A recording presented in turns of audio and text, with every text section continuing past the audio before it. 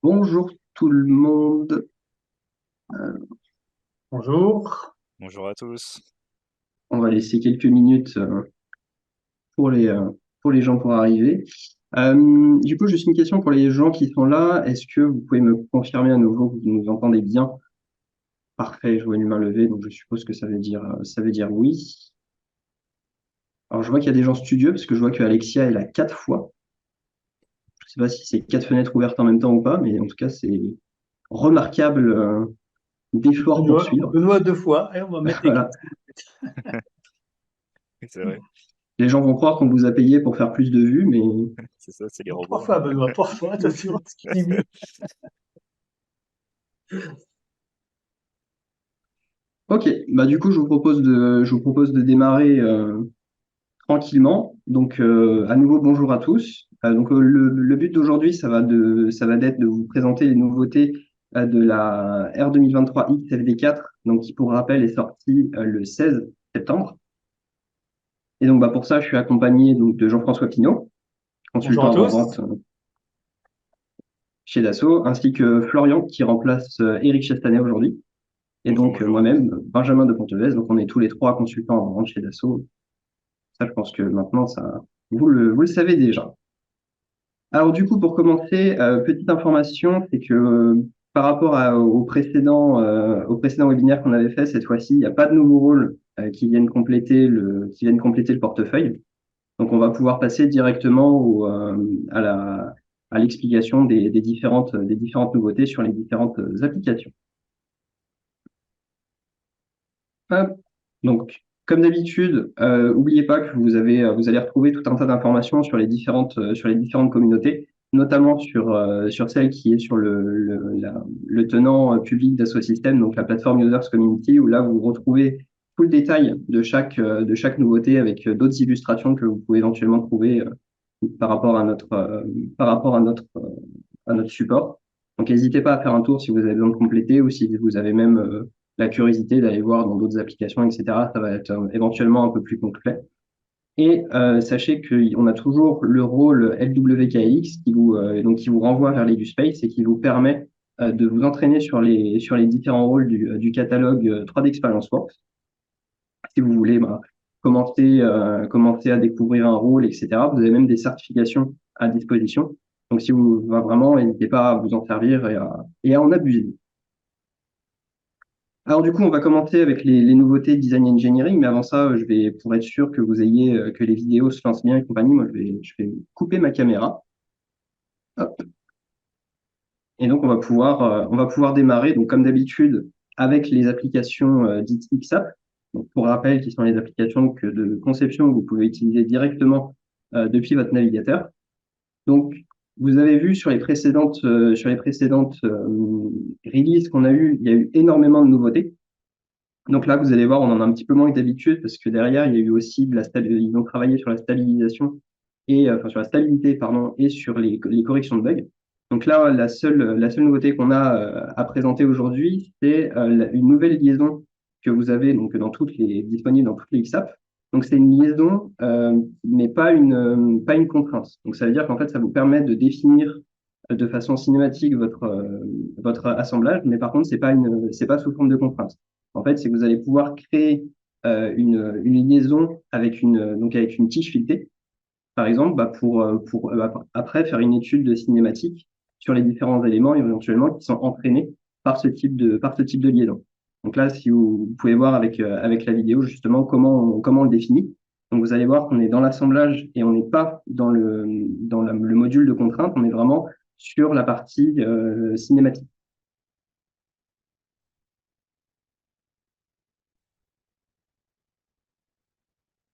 Donc là, vous voyez, on a plusieurs éléments à définir.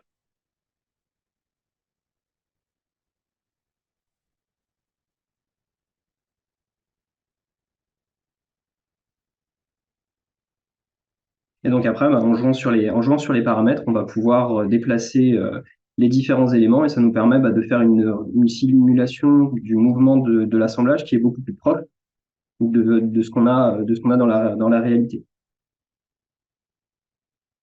Voilà, alors je ne sais pas si la vidéo est un petit peu bug un tout petit peu chez vous, auquel cas je suis désolé, mais sachez que quand on modifie les paramètres, ça bouge. Ensuite, en passant du côté des rôles SolidWorks, la première nouveauté, c'est en fait la possibilité quand vous enregistrez votre assemblage dans la plateforme, en fait, la structure que vous avez dans votre SolidWorks, donc au niveau de votre arbre de conception, va être celle que vous allez retrouver dans Product Structure Editor ou dans Product Structure Explorer. Donc ça, par exemple, sur la plateforme User Community, c'est une info qui était pas forcément claire parce qu'elle était associée à une autre nouveauté. Et du coup, on pouvait avoir l'impression que les deux allaient ensemble. Mais en fait, si vous avez déjà vu cette image associée à un autre texte, en fait, c'est juste que c'était deux éléments séparés. Du coup, c'est une petite coquille qui a été remontée sur la plateforme User Community. Et donc justement, la deuxième nouveauté en question, ça concerne la partie enregistrement des configurations dans la plateforme, donc qui sont converties soit en physical product, soit en représentation. Donc ça n'a jamais été forcément très bien compris par tout le monde comment ça fonctionnait. Donc, et aujourd'hui, ils travaillent sur justement faire quelque chose de beaucoup plus compréhensible. Et la première étape, en fait, a été de repenser un petit peu comment c'est fait. Et donc, il y a la logique de transformation, en fait, a été repensée. Donc, c'est pas quelque chose sur lequel vous avez la main aujourd'hui. Donc, vous pouvez pas, ça ne demande pas une action de votre part. C'est juste que, comme vous pouvez le voir, en fait, on enlève la transformation automatique, enfin la conversion automatique d'une configuration en physical product à partir du moment où cette configuration est utilisée dans un autre assemblage. Donc ça veut dire que si vous avez une configuration qui est déjà transformée, convertie pardon, en physical product dans la plateforme, si derrière vous réutilisez une seconde configuration dans un autre assemblage et que vous réenregistrez, la deuxième configuration qui du coup était une représentation ne sera pas convertie automatiquement en physical product.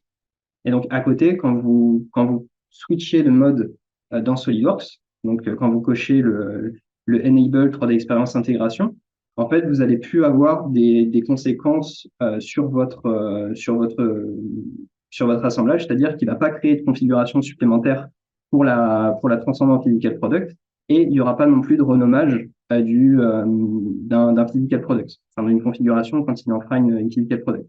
Donc tout ça, c'est vraiment pour simplifier un peu plus la compréhension de ce que fait l'intégration 3D Experience. Et donc, c'est toujours dans le bon sens que la volonté soit de le simplifier. Voilà. Alors, c'était pas forcément très simple à expliquer, etc. Donc, je vous encourage à faire des essais et compagnie, mais en tout cas, il y a encore d'autres choses supplémentaires qui sont prévues pour la suite à ce niveau-là. Voilà. Donc là, je vais passer la parole à Jean-François pour la partie sur DraftSide. Donc, sur la partie DraftSide, donc, on va avoir des nouveautés. Je vais te demander la main. Et donc, sur DraftSide, on va essentiellement avoir des nouveautés sur la partie DraftSide Mechanical. Donc, DraftSide Mechanical, comme vous savez, c'est un outil qui a été développé basé sur DraftSide et qui apporte des fonctionnalités spécifiques de dessin 2D améliorées, avec notamment toute une bibliothèque intelligente d'éléments mécaniques, mais également des fonctionnalités pures de dessin 2D. Là, la fonctionnalité concerne l'import de dessins CATIA. Et ce qui nous intéressait, en fait, c'est que dans DraftSite, on va être capable d'aller importer des fichiers mis en plan CATIA, donc CATIA V5. On va voir dans DraftSite, en fait, il y a pas mal d'imports possibles. Je pense que vous connaissez, par exemple, l'import PDF qui est capable de vous transcrire ça en fichier de dessin. Là, c'est de l'import CATIA, donc V5, ce qu'on vient voir avant. Là, ici, du V6, pareil. On lui s'est déposé depuis la plateforme, puisque DraftSite est aussi connecté à la plateforme, un BL Connector. Quand on va importer ça, en fait, c'est reconnu comme des entités de dessin, ça devient un DWG, bien sûr, c'est un nouveau fichier qu'on nous crée, mais on va pouvoir, par exemple, récupérer des vues, par exemple, de machines pour les implanter, faire des plans d'implantation 2D sur des usines et des choses comme ça. Là, c'est montré sur un plan mécanique pur, mais sachez qu'à partir de ce moment-là, on va être capable de s'appuyer sur les entités, et toutes les entités vont être reconnues comme des entités de dessin, des lignes, des cercles, et donc être en mesure de faire de la cotation. Donc une fonctionnalité très intéressante en fait dans l'écosystème de la société. Je vais passer la main en fait à Florian, et Florian va vous parler lui de la partie simulation. Ok, super. Merci Jean-François. Normalement, j'ai le contrôle. Non, pas encore. Hop, je reprends. Ouais. Super, j'ai le contrôle. Merci Benjamin. Donc, concernant la partie simulation, euh, pour cette partie-là, on vous a sélectionné deux nouveautés concernant la simulation structurelle. Donc, on a différentes solutions qui adressent justement à la simulation structurelle. On verrait, donc, on vous a sélectionné également trois nouveautés pour la simulation fluidique avec notre rôle FMK. On verra une nouvelle fonctionnalité pour l'injection plastique et enfin une nouvelle chose pour notre solution de simulation électromagnétique. Donc, on va commencer par la simulation structurelle.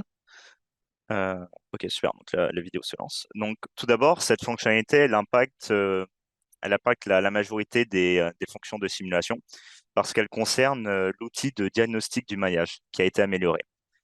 Dans cet outil de diagnostic du maillage, en fait, qui permet de vérifier, de détecter, de corriger les interférences qu'on peut avoir dans notre modèle. Par exemple, ça peut être le cas lorsqu'on a deux maillages pardon, qui viennent s'entrecroiser de deux corps en fait différents. Et du coup, concernant cet outil, on a différentes améliorations. Donc là, ce que vous voyez à l'écran, c'est déjà la fenêtre de gestion de zone manager, qui affiche désormais des informations de toutes les zones dans un seul tableau. Euh, L'avantage, c'est que maintenant, on peut désormais filtrer les informations de cette fenêtre en fonction du nombre de la pièce de maillage ou des différentes valeurs. Et par exemple, ici, l'idée, c'est qu'on va venir sélectionner un groupe particulier de nœuds en fonction de leur niveau de pénétration. Puis, on va choisir de les décaler de quelques millimètres afin de régler justement ce problème d'interférence dans notre maillage. Et enfin, dernière petite nouveauté, le tableau, il contient également une nouvelle colonne indiquant la distance de pénétration maximale entre les mailles au sein de la zone. Et donc, toutes ces améliorations, elles sont très utiles pour les modèles qui comportent plusieurs pièces, parce que ça permet de mieux anticiper les problèmes potentiels justement liés aux intersections de maillage et de contact, donc à ces interférences. Euh, donc voilà, ça c'était les principales nouveautés concernant les simulations structurelles. Je passe à la suite. Euh, donc là, nouvelle fonctionnalité qui concerne FGM et SSU, et ça concerne les sous-structures. Donc pour rappel, les sous-structures, elles permettent de remplacer une pièce solide par des modèles qui sont simplifiés mais qui restent fonctionnels et qui sont similaires aux connecteurs. Par exemple, ici, dans le cas qu'on vous montre, on utilise une sous-structure pour représenter de manière simplifiée un cylindre d'amortissement, donc la pièce centrale là, que vous voyez à gauche et également à droite du train d'atterrissage. Et donc ces sous-structures, c'est une approche très courante pour réduire la complexité des modèles qui comportent de la cinématique. En fait, ça va nous permettre de réduire le temps de résolution des calculs. En effet, en fait, souvent on se fiche parfois des déformations structurelles d'une certaine pièce. Donc, on va utiliser une version fonctionnelle mais simplifiée de cette pièce dans notre modèle de simulation pour accélérer les calculs. Et la nouveauté, du coup, dans cette FD4, c'est qu'on peut désormais donc, afficher les résultats extrapolés de cette simulation, qu'on obtient de cette simulation, sur un maillage de visualisation. C'est ce que vous voyez à droite. Et l'intérêt, c'est de voir les résultats sur un assemblage avec une approche beaucoup plus réaliste, au lieu d'afficher uniquement les résultats qu'on avait sur des segments, donc sur des simples bâtonnets, entre guillemets. Donc voilà, donc ça, c'est petite nouveauté concernant les sous-structures. Je passe ensuite donc à notre rôle de simulation fluide FMK. Donc ici, trois différentes nouveautés. Tout d'abord, première nouveauté concernant les capteurs de champ. Maintenant, on va pouvoir calculer la différence entre les supports et effectuer plein d'autres calculs dessus, des additions, soustractions, des moyennes, sur plusieurs supports. Donc, par exemple, un cas d'usage, ça va être calculer la différence de température entre une des sorties, là, comme vous voyez à l'écran, et la température moyenne dans le tuyau. Ou sinon, une autre application courante, ça peut être de calculer une chute de pression entre une entrée et une sortie. Deuxième fonctionnalité, euh, elle concerne l'activation et la désactivation de certaines fonctionnalités. Donc, je m'explique. Le fait de pouvoir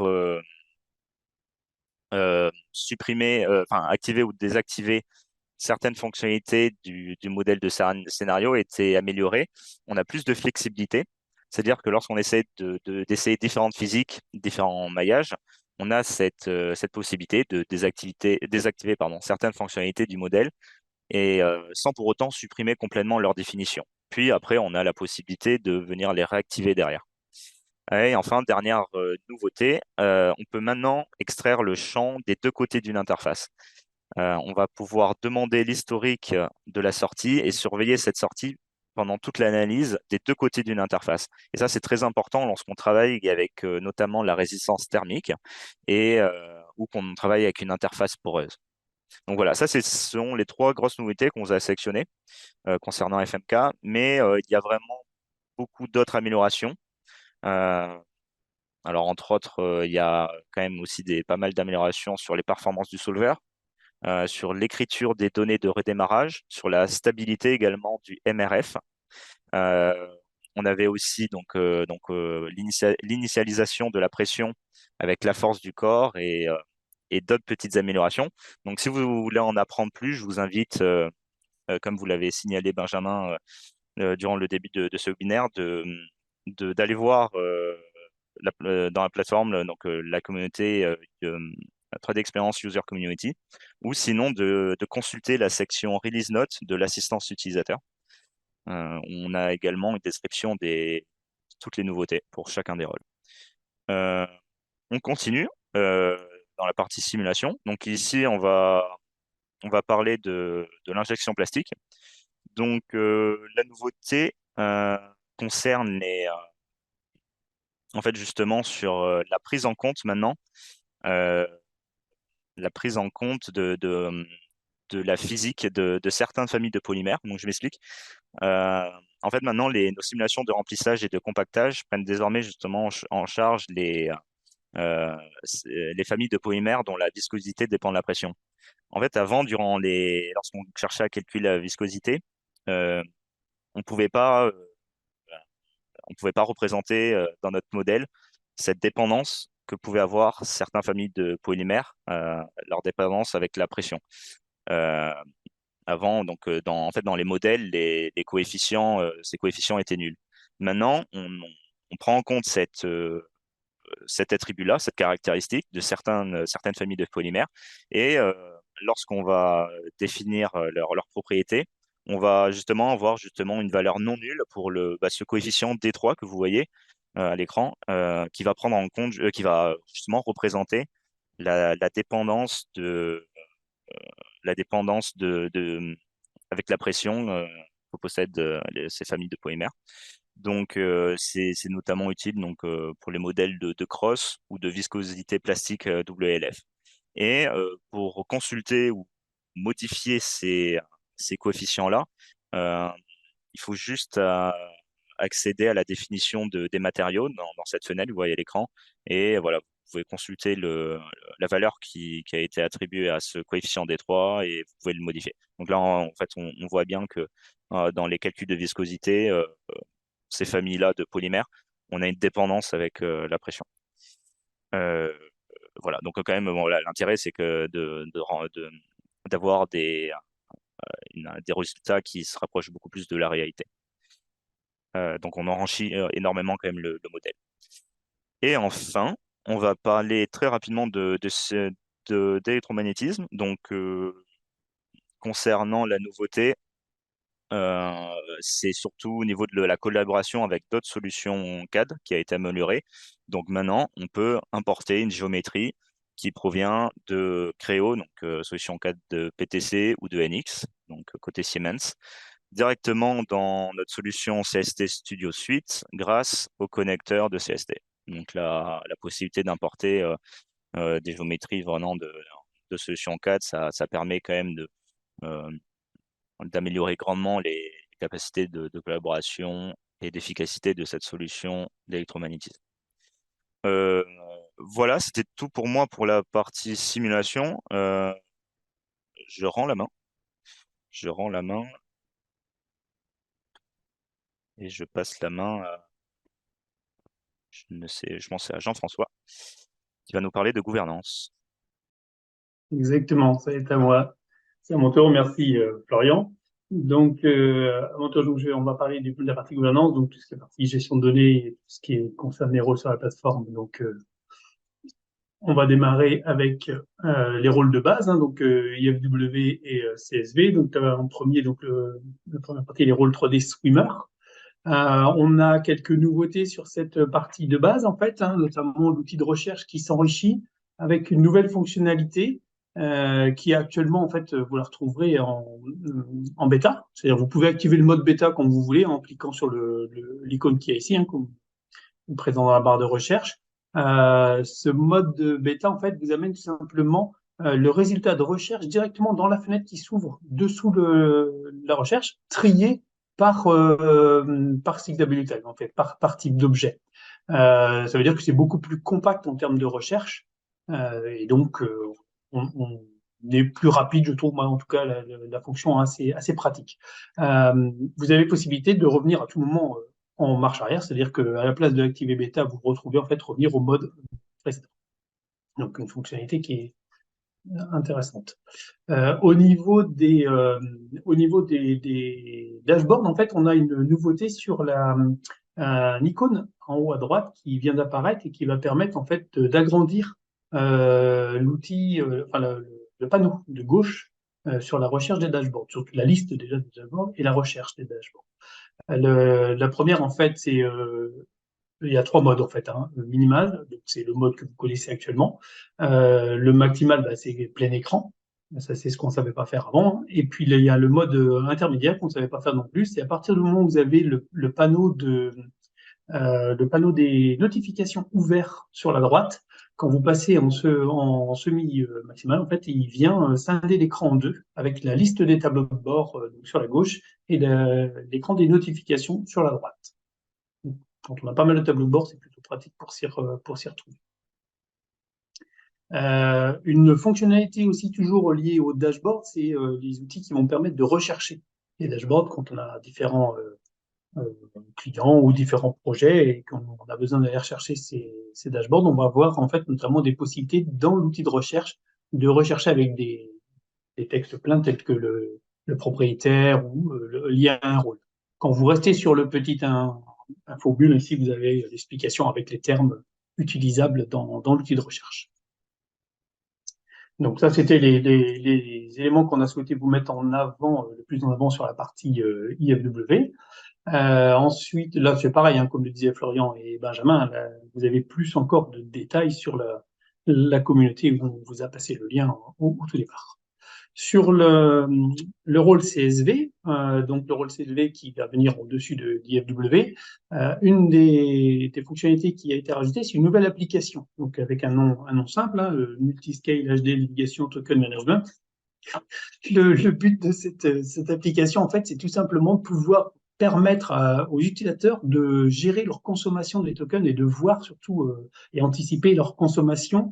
Pour l'instant, ce rôle-là, il est associé avec le rôle VIK, donc VIC, qui est le rôle VIC, hein, c'est l'application qui va vous permettre de visualiser des données volumineuses au travers des applications web, notamment pour utiliser par exemple sur des iPads ou sur des téléphones. Donc, ça accélère énormément en fait la gestion des données et également hein, sur un navigateur web sur PC bien sûr. Hein. Et ce VIC est compatible aujourd'hui avec pas mal d'applications, hein, 3D Play, 3D Markup, même pour des structures éditeurs. Enfin, il y a beaucoup d'applications compatibles. Cet outil-là en fait va consommer des tokens au chargement de vos données, le premier chargement de vos données sur la plateforme pour les optimiser. Et en fait, l'outil qu'on vous propose ici va vous permettre de voir cette consommation et, au fur et à mesure que vous allez l'utiliser. Et donc, au moment du renouvellement, être capable de dire, bah, il me faut autant de tokens ou au contraire, j'en ai pas forcément besoin de plus. Une nouvelle fonctionnalité ici, c'est dans Bookmark Editor, vous allez avoir la possibilité d'afficher des nouvelles colonnes qui vont vous permettre de voir rapidement les fichiers qui sont concernés par des éléments, des pièces attachées. Donc, il y a 2 rubriques, hein, côté Bookmark. Il y a l'attachement et les documents, les spécifications. C'est donc 2 colonnes séparées dans lesquelles on va permettre de les avoir en visuel tout de suite dans le listing. Mais d'éviter d'aller à droite dans le panneau, voir s'il y a vraiment un document derrière ou pas. quand on a un doute sur si on a attaché un PDF ou autre, ou un cahier des charges ou autre sur un document, on peut voir tout de suite s'il y a du contenu derrière. Ça, c'est plutôt assez pratique dans la navigation quotidienne. Ensuite, on va avoir en fait un outil sur la partie filtre quand on va être dans les filtres sur ProductStructure Editor, pardon. On va avoir sur la gauche toute une liste de filtres possibles. Ce panneau-là, en fait, on ne pouvait pas l'agrandir avant. Donc là, ce qui a été ajouté, c'est tout simplement la possibilité de passer en plein écran. Effectivement, parce que quand on est en train de sélectionner ces filtres, bah, on est souvent en fait concentré sur cette sélection-là. Et là, vraiment, passer ça en plein écran, ça permet d'être confort pour préparer ses filtres et revenir après dans l'écran partagé classique que vous connaissez. Et une autre nouveauté sur la partie l'outil relation. L'outil relation vous apporte la possibilité de personnaliser cet outil-là et donc de choisir ce que vous allez vouloir afficher dans les relations. Choisir ou enlever en fait des éléments. Aujourd'hui, vous n'aviez pas le choix. En fait, là, l'intérêt maintenant, c'est par rapport au type d'éléments que l'on va sélectionner. Là, par exemple, ici, la relation SolidWorks, il va vous lister tout ce qu'il est capable de ressortir et vous pouvez lui dire, bah, moi, je veux un panneau des relations beaucoup plus simplifié et donc je vais enlever telle ou telle information au premier niveau d'information. Voilà, donc ça c'était pour la partie les deux rôles de base et ensuite on va aller voir des rôles plus spécifiques. Donc en premier on va parler de Project Planner qui reçoit pas mal d'évolutions avec la FD4. Donc Project Planner c'est le rôle XPP. La première chose en fait ici c'est on va avoir la possibilité de se désinscrire des notifications sur un projet. Avant, pour faire ça, en fait, vous alliez dans le tableau des notifications, vous aviez accès à toutes les notifications et là, vous demandiez en fait à vous désinscrire. Là, l'objectif, c'est sur un projet donné, on va pouvoir se désinscrire de toutes les notifications liées aux tâches de ce projet-là. L'objectif hein, étant de rester abonné qu'aux tâches qui nous intéressent, non pas l'ensemble de toutes les informations. Donc, un accès rapide à l'information. Une fonctionnalité pratique aussi, c'est quand on est en train de créer des tâches. Souvent, quand on est dans la gestion de projet, on crée les tâches au fur et à mesure. Hein, on empile les tâches et après, on vient les compléter. Et en fait, à chaque fois, quand on crée la tâche, il fermait la boîte de dialogue et il fallait recliquer sur le petit plus. Là, l'intérêt, c'est qu'on va pouvoir empiler la création des tâches sans sortir de la boîte de dialogue. Encore, hein, toujours dans l'esprit d'amélioration de la performance, on va dire. Ensuite, ici, une nouveauté sur une fois qu'on a créé les tâches, on va renseigner, décrire en fait. On a une zone de texte pour ça, pour décrire le contenu de cette tâche. Ce qui a été ajouté en fait dedans, c'est tout un éditeur de texte avec des possibilités de faire des titres, de mettre des plus, des retraits, du texte en gras, d'insérer des images. Là encore, hein, tout simplement pour être dans une meilleure description. On était resté sur le fait d'insérer des images en pièces jointes, ce qui n'est pas toujours le cas. Là, quand c'est pour un descriptif de la tâche, c'est beaucoup plus visuel et beaucoup plus pratique d'aller le lire directement ici. Ça, il y a vraiment tout un éditeur de texte plutôt pratique qui arrive. Ensuite, on a la possibilité d'ajouter maintenant en fait des livrables en fait sur des jalons. Aujourd'hui, jusqu'ici, sur un jalon, en fait, on ne savait pas en fait attacher des éléments. Donc là, maintenant, en fait, on peut ajouter des livrables et assigner des personnes. C'est un peu le manque qu'il y avait dans cette fonctionnalité. Ça, c'est corrigé. Une nouveauté intéressante sur toujours la gestion de projets, donc dans les tâches, vous allez avoir la possibilité d'associer un groupe de personnes en fait à une tâche, d'assigner un groupe sans forcément nommer la personne. Ce qui peut être intéressant quand le chef de projet va créer tout le projet avec les tâches, d'assigner un groupe de personnes, soit par rapport aux compétences, soit par rapport à un groupe méthode, un groupe BE, enfin un groupe par rapport aux entités de l'entreprise, sans forcément nommer la personne, puisqu'il nommera peut-être la personne plus tard, suivant ses dispos et ainsi de suite. Donc ça, c'est une nouveauté aussi plutôt pratique. Sachant que derrière, il y a en fait toute une nouveauté qui arrive aussi sur la gestion des ressources. Donc, mais c'est pas encore avec la FD4. L'autre l'autre point, c'est une fois que vous avez qu'un chef de projet aura créé différents projets et aura assigné des groupes, vous allez pouvoir, vous, en tant qu'utilisateur, voir à quel endroit vous êtes assigné. Vous avez un nouveau menu dans le menu déroulant qui vous permet de filtrer directement ici sur toutes les tâches auxquelles vous êtes potentiellement assigné par rapport via vos droits d'entrée. Une autre nouvelle application, là ici, qui arrive avec XPP, hein, c'est le Project Planning Control Center. C'est donc une nouvelle app que l'on va avoir dans l'interface classique. L'objectif de cette application, c'est de donner en fait aux administrateurs de la plateforme le droit de nommer des administrateurs de projets. C'est-à-dire qu'à partir du moment où on va être nommé administrateur de projet, ben, ils auront des droits d'admin pour cette partie-là uniquement. Donc ça permet en fait d'assouplir le rôle d'un administrateur et de donner des droits plus avancés sur une personne qui serait juste chef de projet, juste entre parenthèses. Donc voilà pour la partie XPP avec pas mal donc, de nouveautés. Un petit point, alors là, ça va être assez rapide sur la partie Xen et PAU puisque c'est une nouveauté commune en fait aux deux rôles. C'est la possibilité ici de créer des environnements pour collaborer avec des partenaires. L'intérêt, ça va être de définir. Est-ce que j'ai un pour définir l'intérêt, en fait, ça va être de pouvoir se créer en fait des groupes avec des espaces de collaboration définis, des environnements, et pour un échange avec des partenaires, avoir en fait l'objectif, c'est d'avoir une traçabilité des personnes qu'on a inclus dans le groupe, ou au contraire qu'on a exclu, et on a en fait tout un historique de suivi de ces activités-là. Donc, cet outil-là peut être assez pratique aussi dans le fonctionnement. Un petit point sur les outils, en fait, les rôles qui permettent la connexion de la plateforme à un ERP. C'est vrai qu'on entend souvent pas mal de personnes ont le doute sur la possibilité offerte de la plateforme pour connecter un ERP. Et évidemment, hein, aujourd'hui, ces rôles existent bien sur la plateforme, sont bien disponibles hein, pour pouvoir permettre de capter des événements et exporter les informations pour les mettre à disposition vers l'ERP. Ces rôles, en fait, hein, il y en a trois. Il y a PFI, en fait, il y a ce rôle XXH et avec différentes fonctionnalités.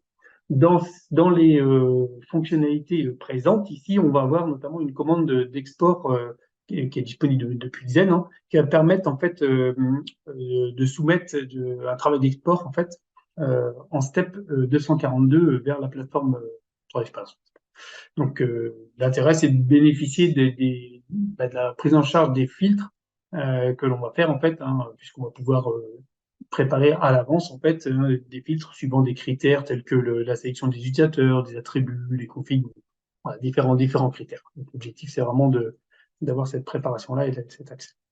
Et puis, la deuxième partie, en fait, c'est l'outil de service d'échange, en fait, hein, qui prend en charge maintenant l'exportation de plusieurs dérivés d'output qui seraient associés à une donnée. Avant, en fait, on prenait en charge uniquement un seul fichier dérivé qui est associé à une donnée. Là, aujourd'hui, c'est plus le cas. Maintenant, on va pouvoir spécifier les paramètres d'exportation que on va souhaiter, en fait, et on va pouvoir sélectionner ce que l'on veut inclure au moment de l'export. Donc, pour l'instant, hein, cette possibilité, elle est disponible avec les opérations d'export qui vont être soumises par les web services. Voilà pour la partie gouvernance, hein, la partie gestion de données. Je vais repasser la main en fait à Florian qui va nous parler des rôles d'Elmia. Super, merci Jean-François. Donc, Oui. moi, de mon côté, je sors du corps d'Eric et je mets ma casquette manufacturing, justement, pour commencer à vous présenter les nouveautés de côté d'Elmia, donc sur le rôle manufacturing. Donc, tout d'abord, deux nouveautés concernant le rôle EFS, Factory Simulation Engineer.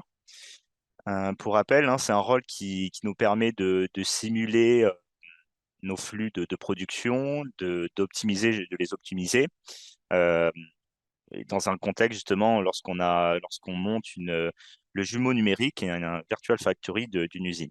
Donc on va pouvoir simuler, évaluer et valider le comportement de notre usine complète en en positionnant, en testant différents scénarios de configuration de lignes, donc en optimisant le positionnement de nos différentes ressources, nos différentes lignes, l'enchaînement des systèmes de production pour réduire, déjà pour vérifier si on n'a pas des goulots d'étranglement et pour ensuite après mener des études approfondies sur les performances. Donc on a accès à un certain nombre de KPI euh, pour vérifier si on a une bonne capacité de production, etc. Donc, première nouveauté dans ce rôle, c'est qu'on va pouvoir maintenant estimer le temps que prend le chemin critique et également le repérer très facilement graphiquement après avoir exécuté une simulation. Donc, le chemin critique, c'est le tracé que vous voyez en rouge justement ici. Euh, le chemin critique, c'est le chemin le plus long du début à la fin en termes de temps. Donc, il indique le temps maximum nécessaire pour terminer une tâche entière. Donc, euh, pour l'utiliser, ça va être assez simple. D'abord, grâce à cet outil-là, donc Critical Path Trace, on va sélectionner les produits à suivre, à tracer. Et ensuite, on a l'option Critical Path Estimation dans les options de simulation, hein, qui estime le temps de ce chemin critique pendant la simulation. Donc, on obtient en sortie en fait une estimation de ce temps maximum et une vue graphique de la ligne ou entre guillemets, enfin, de la ligne de ce chemin critique. Donc, quand on a différentes, par exemple, workstations, on va avoir le trajet de ce chemin critique entre tous nos différents systèmes de production. Euh, et justement, le fait d'avoir en plus cette vue graphique, ça a un vrai sens lorsqu'on a affaire à des simulations complexes avec plusieurs flux. Voilà. Deuxième nouveauté, on va pouvoir maintenant simuler les différents flux de production, suivant si nos lignes sont vides ou sont déjà encombrées de produits. Donc, en fait, avant, c'était une possibilité qu'on pouvait avoir. C'était un peu plus long juste à configurer. Il fallait passer par le diagramme de Gantt. Et maintenant, juste avec cette fenêtre là pour définir les l'état initial, on peut définir si au niveau de chaque ressource, si on commence avec une ligne full ou empty ou vide. Voilà. Donc voilà, deux nouveautés concernant EFS. Ensuite, donc concernant MFN, donc Manufacturing Item Engineer, c'est notre rôle qui nous permet de construire la MBOM, la Manufacturing Bill of Material, à partir de la IBOM, justement à partir de Xen que vous avez présenté, Jean-François. Donc, la nouveauté de cette FD, c'est la propagation automatique de l'attribut EIN, donc l'Enterprise Item Number, le numéro d'article, entre justement notre IBOM, notre nomenclature produit, qu'on trouve dans Xen, à la MBOM qu'on trouve ici dans MFN. Avant, quand on générait, quand on restructurait la IBOM pour créer notre NBOM dans MFN, on n'avait pas de propagation d'attributs. Et donc maintenant, c'est un comportement par défaut, c'est-à-dire que donc par défaut, quand vous construisez votre NBOM et que vous créez des liens de scope entre vos articles d'ingénierie et de fabrication, vous allez avoir cette copie de l'EIN entre les articles d'ingénierie et de fabrication. C'est un comportement qui peut être changé dans les paramètres administrateurs de la plateforme, hein. Et bien sûr, au cas par cas, vous pouvez toujours modifier l'EIN d'un certain article de fabrication euh, pour le rendre indépendant de l'article d'ingénierie. Voilà. Euh, voilà, donc et voilà. Et donc une deuxième nouveauté, mais que je vais vous présenter que maintenant parce qu'elle concerne à la fois MFN, l'outil qui permet de construire la MBOM, et également MGA. MGA, c'est l'outil c'est l'application qui va vous permettre de faire le lien entre votre MBOM et la BOP.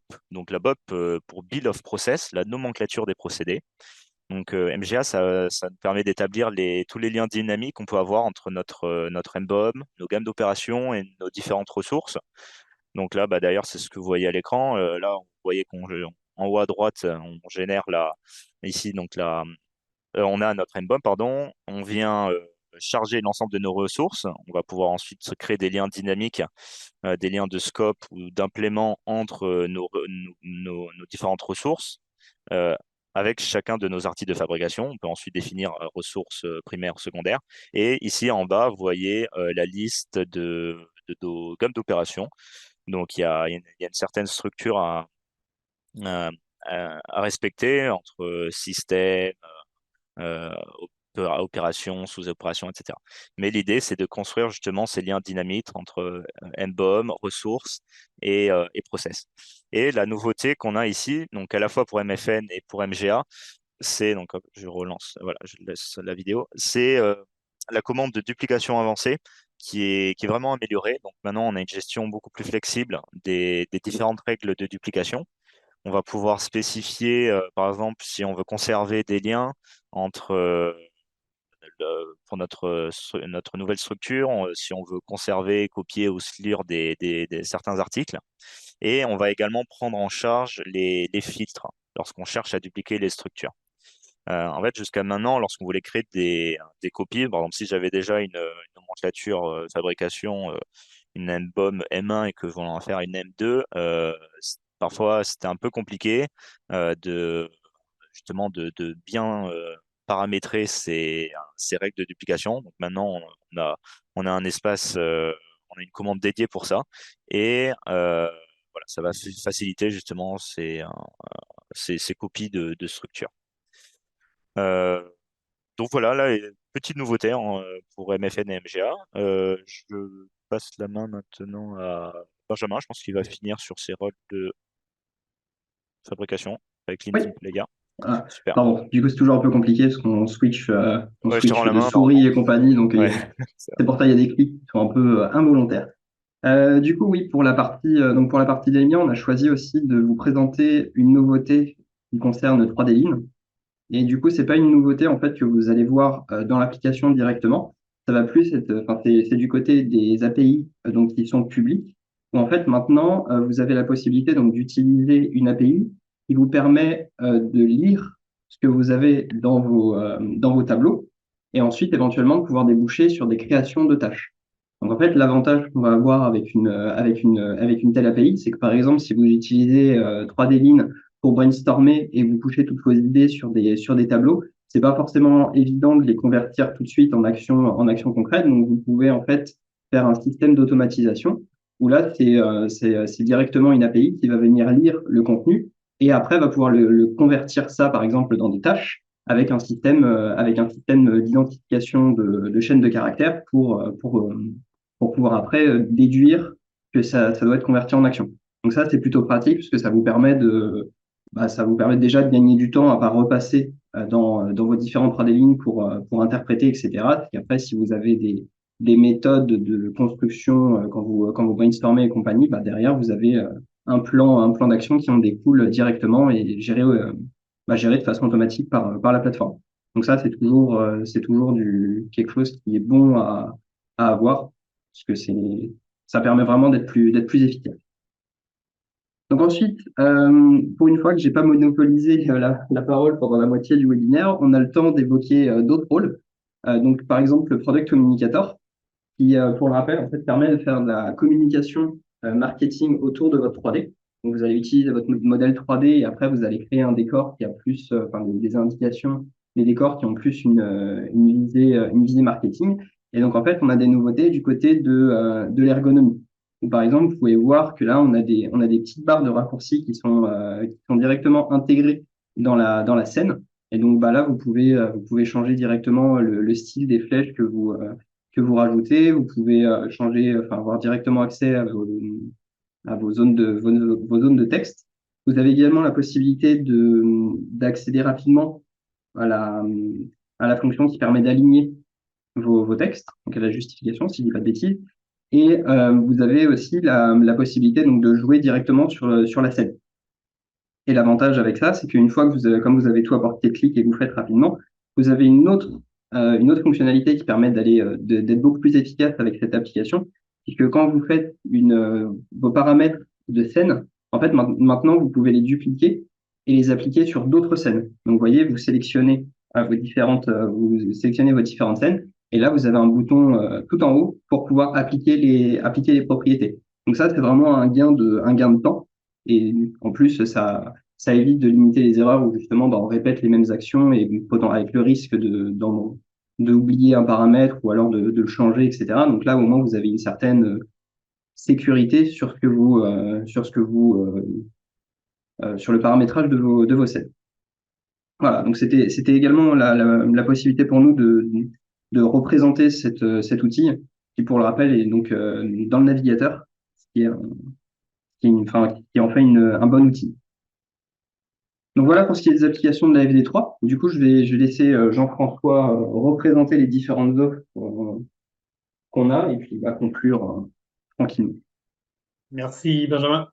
On fait toujours un petit point à la fin sur les offres qu'on l'on propose. Hein. Toujours l'offre startup disponible avec la première année gratuite, la deuxième année un coût très appréciable et donc la troisième année à 50% de discount.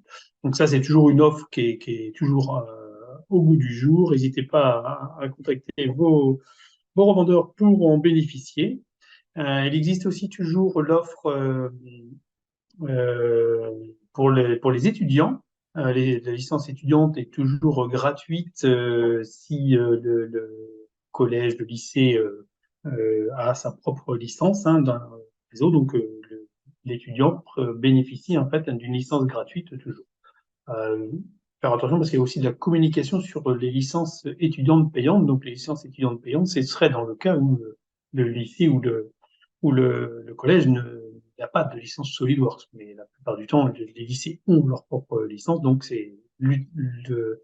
l'étudiant bénéficie bien sûr de la licence gratuite. N'hésitez pas là aussi à regarder. Hein, toutes les informations sont sur notre site, sur la partie justement licence étudiante. Donc, n'hésitez pas sur ce sujet-là aussi. Ensuite, ah oui, c'est vrai que j'ai oublié de demander le contrôle, donc forcément, merci Benjamin d'avancer. Euh, du coup, un point aussi sur les webinaires que l'on fait, comme ça, là, à chaque sortie de FD, on essaie de faire ça régulièrement, à peu près 15 jours après la sortie, histoire d'avoir des choses à vous montrer avec des vidéos, du contenu. Et donc, on les enregistre, tous ces webinaires, et on les met à votre disposition sur notre chaîne SolidWorks France, donc sur la chaîne YouTube SolidWorks France. Il y a aussi beaucoup d'autres tutos, vidéos, trucs et astuces et autres sur cette chaîne. Donc, n'hésitez pas à la consulter. Sur la chaîne YouTube de SolidWorks France, c'est du contenu exclusivement en français. Et après, vous avez forcément la chaîne aussi SolidWorks Worldwide qui a encore d'autres contenus. Mais là, nous, on publie sur la chaîne SolidWorks France, bien sûr. Donc voilà, on arrive donc à la fin de cette présentation pour les nouveautés de la 2023 FD4. Et donc, on vous annonce déjà la date pour le prochain webinaire, puisque le prochain webinaire concernera la sortie de la 2024. Et oui, nouvelle version, on arrive au mois de novembre. Donc, nouvelle version de la plateforme, nouvelle version de SolidWorks. On aura pas mal de choses à vous montrer. En attendant, si vous voulez aller voir les nouveautés sur SolidWorks 2024, n'hésitez pas à vous inscrire aux événements de nos partenaires qui ont lieu un petit peu partout en France. Donc, n'hésitez pas à consulter vos partenaires et à aller assister à leurs événements. Donc voilà, merci à vous pour votre présence, merci à Benjamin, à Florian, et puis à Hugo aussi, qui À la œuvre régie. dans l'ombre. Merci à tous. Et puis bonne journée. Merci à vous et bon week-end. Bonne fin de journée, bon week-end. Au revoir tout le monde.